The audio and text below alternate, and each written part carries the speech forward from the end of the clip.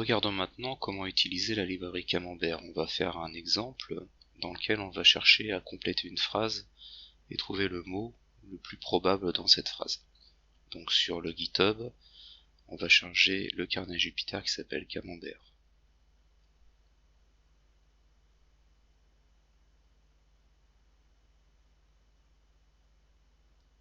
Comme on l'a vu, Camembert est l'adaptation française de Roberta, qui elle-même est la continuité renforcée de BERT. BERT, c'est les premiers algorithmes de reconnaissance du langage, de traitement naturel du langage, qui a été réalisé par Google en 2017-2018. Ensuite, Roberta a été créé par Facebook en 2019, et Camembert s'appuie sur l'algorithme de Roberta, mais a été entraîné en français.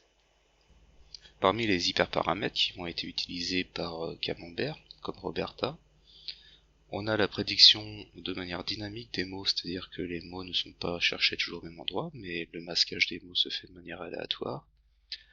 Les quantités de données pour le traitement ont été augmentées à 8000 contre 256 pour BERT. Et le seul objectif de pré-entraînement de Camembert était de prédire les mots masqués dans une phrase. Alors que BERT, on avait de la prédiction des mots masqués et également la prédiction des phrases suivantes dans une séquence. Pour utiliser Camembert, on va utiliser la bibliothèque Transformers qui a été créée par Hugging Face, et cette librairie contient différents types d'algorithmes pour le traitement naturel du langage. Donc on va retrouver des algorithmes comme BERT, Roberta, Distibert également, dont on aura l'occasion de parler, et notre Camembert. Voilà. Nous, ce qui nous intéresse, c'est cette librairie-là. Et dans la classe Camembert, on va retrouver plusieurs fonctions de disponibles, des sous-classes de disponibles, et celle qui va nous intéresser, c'est celle-ci.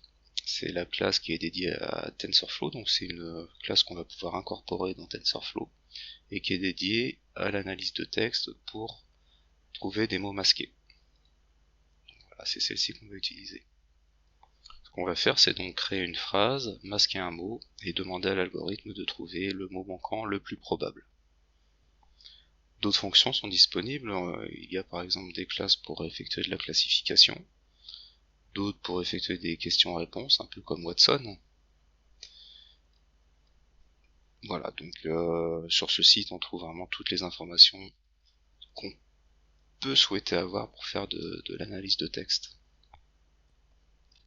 Et puis il y a une autre classe qui nous intéressera par la suite, c'est la classe de base Camembert modèle qui permet de créer un modèle de type Camembert sans utilisation préétablie. Et c'est cette classe-là que nous utiliserons pour améliorer en français la classification des ressentis. On se basera sur le modèle Camembert pour réaliser la classification de ressentis en français. On mettra ça en œuvre avec cette base-là. Et en l'occurrence, on prendra même la classe pour créer le modèle, mais compatible TensorFlow. Alors, la première chose à faire, ça va être d'installer sur l'ordinateur de Google, sur lequel on est en train de travailler, la librairie Transformers. Malheureusement, elle n'est pas en mémoire, donc on ne peut pas l'importer directement. On va donc utiliser l'instruction pip ici pour installer la librairie Transformers sur l'ordinateur qu'on pourra ensuite importer dans notre modèle en Python. Donc là, il télécharge la librairie et il va effectuer l'installation.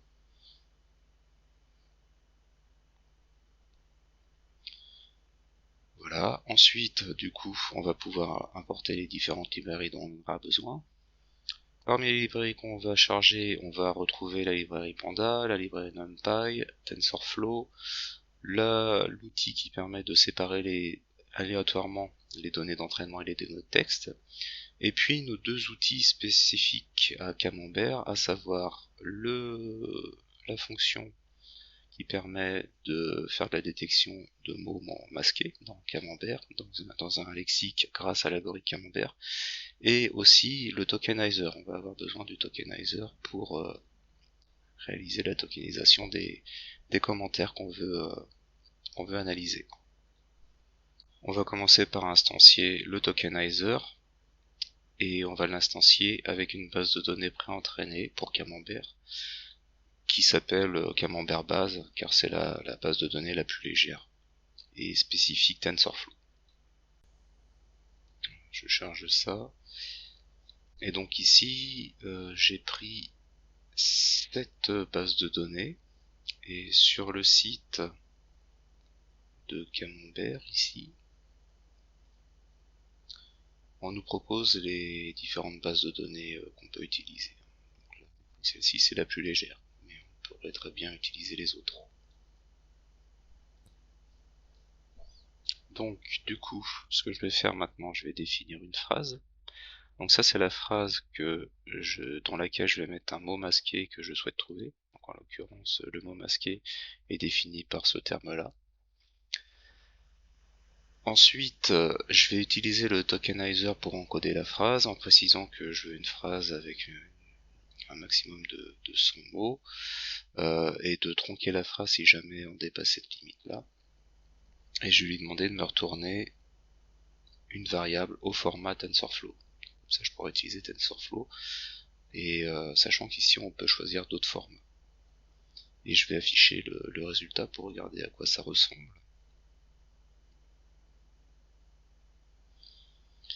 Et on se retrouve donc avec un vecteur où chaque mot a été remplacé par des numéros. Donc c'est vraiment de la tokenisation telle qu'on l'a réalisé précédemment. Et en particulier le mot masque, ça doit être le mot 164, ça doit être le terme 164. Ce numéro-là doit correspondre au terme masque. Ensuite, j'ai un autre retour, c'est le masque d'attention qui est ici. Il donne des informations sur les endroits où il pourrait y avoir du bourrage. Mais là, comme j'ai pas de bourrage, j'ai que des valeurs à 1. Disons que si j'avais un 0, eh bien, ça dirait à l'algorithme par la suite de ne pas tenir compte du mot. Par exemple, si j'avais un 0, eh bien, il ne tiendrait pas compte de cette valeur-là dans la résolution du problème. Alors maintenant, je vais venir récupérer la position du masque, car a priori, ça serait le 164, ce qui correspondrait à 1, 2, 3, 4, 1, 2, 3, 64 ou 25. Mais voilà, c'est pas certain, donc on va vérifier où se trouve le masque. Et puis d'ailleurs, on voit une valeur ici, 32004, qui est vraiment différente des autres, donc ça se trouve, il y a plus de chances que le masque ça soit ça. Bon bref, du coup, je vais venir récupérer la position du masque qui est à l'intérieur de la phrase. Et donc pour ça, je vais réaliser un et logique avec ce terme-là qui contient le numéro du masque. Donc en fait, je vais chercher dans le vecteur qui est ici. Je vais faire un et logique entre 5, 71, 11, 6031, etc. Chaque nombre qui est ici, je vais réaliser un et logique avec le nombre qui est contenu dans cette variable-là, qui en fait est le bon numéro du masque.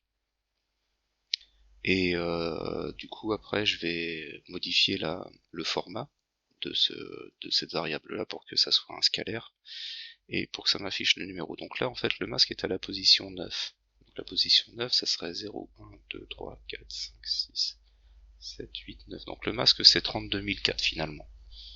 Et on peut le vérifier aussi bien sûr en regardant cette valeur-là. Si je regarde à quoi correspond cette valeur, j'ai mon 32004. Voilà, donc comme ça j'arrive à récupérer la position du masque dans la phrase. Maintenant je vais instancier le modèle, et je vais instancier le modèle qui a été pré-entraîné avec cette base de données là, donc la même base de données que celle qui a été utilisée pour le tokenizer. Et je vais utiliser le modèle spécifiquement utilisable dans le cas des mots masqués. Donc je vais charger ça. Voilà, il a téléchargé le modèle, et du coup il me dit que tout s'est bien passé. Alors peut-être là je l'avais déjà fait avant, donc on n'a pas vu la phase de téléchargement, mais le modèle prend quelques centaines de mégaoctets, donc il y a un petit temps de téléchargement. Maintenant, une fois que le modèle est chargé, eh bien, je vais demander au modèle d'analyser la phrase que j'ai définie tout à l'heure. Et la phrase que j'ai définie tout à l'heure, c'est celle-ci, ensuite elle a été convertie par le tokenizer. Et parmi les informations qui vont m'intéresser dans la phrase, eh bien, c'est cette partie-là, les input IDs. Donc en fait, ce sont cette partie-là. Donc je vais passer en fait la séquence des nombres dans le modèle. Donc ici, je demande de passer la séquence des nombres dans le modèle. Et du coup, je récupère ma sortie. L'information qui est renvoyée, si on regarde son format, c'est une information à 3 dimensions. Sur la première dimension, j'ai une taille de 1, sur la deuxième dimension, j'ai une taille de 14, et sur la troisième dimension, j'ai une taille de 32005. Ça signifie que, et ici on remarque bien les 3 dimensions. Donc ça signifie que ça, c'est ma troisième dimension. Donc ce vecteur-là a une taille de 32005. Ce vecteur-là a une taille de 32005, ce vecteur-là a une taille de 32005, etc. J'en ai en tout ici 14. Et ici, j'en ai un. J'ai une, 14 ici, et 32005 dans chacun de ces vecteurs. Donc j'ai donc 14 vecteurs de 32005 valeurs. Et en fait, les valeurs qui sont dans chacun des vecteurs sont des probabilités de trouver le mot à la place qui se trouve entre 1 et 14. En l'occurrence, notre mot qui nous intéresse, c'est celui qui est à la position 9. Du coup, ce qui va nous intéresser, en fait, c'est, parmi tous ces résultats, ça va être le 9e vecteur. Ça, par exemple, c'est le premier. Celui-là correspondrait aux informations sur le premier mot. Celui-là correspondrait aux informations sur le deuxième mot, etc., etc. D'ailleurs, on voit bien qu'ici on a 14 valeurs. Et moi, l'information qui va m'intéresser, c'est celle qui est liée à ce masque-là. Donc je vais venir déjà récupérer, parmi tous ces 14 vecteurs, le vecteur qui est en relation avec mon index. Et du coup, je récupère le 9e vecteur qui comporte 32005 valeurs. C'est-à-dire que je récupère le 9e vecteur qui a cette forme-là. Et dans ce vecteur, en fait, j'ai les probabilités de chacun des 32005 mots en mémoire qui pourraient convenir pour le mot que je suis en train de rechercher. C'est-à-dire que chaque nombre ici correspond à la probabilité de trouver le mot qui m'intéresse. Et en tout, on a 32005 mots. Donc ce que je vais faire, je vais déjà reformater les probabilités pour les normaliser, pour faire en sorte qu'elles soient comprises, que leur somme fasse 100%. Donc pour ça, je vais utiliser la fonction softmax, et je vais appliquer la fonction softmax sur cette sortie-là. Du coup, maintenant, j'ai normalisé toutes mes probabilités, et si je fais la somme de chacune de ces probabilités, je vais trouver 1. Et donc, maintenant, ce qu'il faut, c'est que je récupère les plus fortes probabilités. Donc je vais récupérer par exemple les 5 plus grandes probabilités parmi les 32005 probabilités qui sont données dans ce tableau. Et je vais les afficher, et je vais afficher leurs indices. Donc les 5 plus grandes probabilités qui sont disponibles, ce sont celles-ci. J'en ai une à 62%, une à 8%, une à 5%, une à 3%, et une à, pareil, un petit peu moins de 3%. Donc la plus grande probabilité, a priori, c'est celle-ci. Cette probabilité-là correspond à l'index 259. Cette probabilité-là correspond à l'index 9408. Et ça, en fait, ça correspond aux valeurs numériques qui sont donnés par le tokenizer lorsqu'il analyse les mots.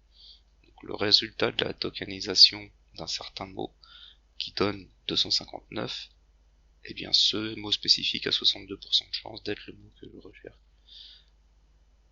Et donc du coup, je vais venir extraire maintenant les mots correspondant à ces valeurs numériques-là.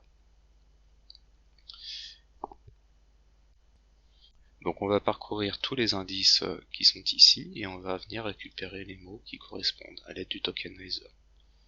Donc la fonction qui va permettre de convertir les idées en mots, c'est cette fonction-là. Je vais exécuter ça.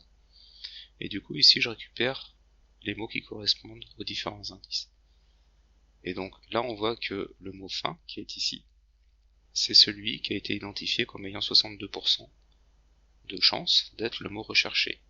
Le mot conquête après, lui, a 8% de chance, etc., etc.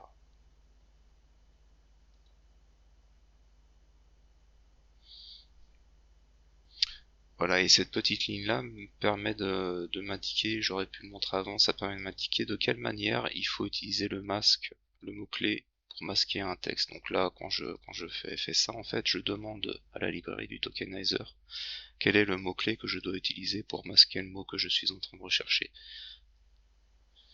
C'est pour ça qu'ici j'ai mis le masque comme ça. Mais bon, c'est des choses qu'on peut trouver, qui peuvent être différentes en fonction des librairies qu'on utilise. Et puis ici, je vais séparer les résultats que j'ai obtenus sous forme de liste. Et du coup, je vais reconstituer ma phrase avec, pour chacune des possibilités. Donc, je vais reconstituer la phrase avec la première possibilité, la phrase avec la deuxième possibilité. Et du coup, eh bien, voilà, ça correspond tout à fait à ce qu'on pourrait attendre. Toutes ces valeurs-là sont vraiment très très probables pour compléter la phrase qu'on cherchait.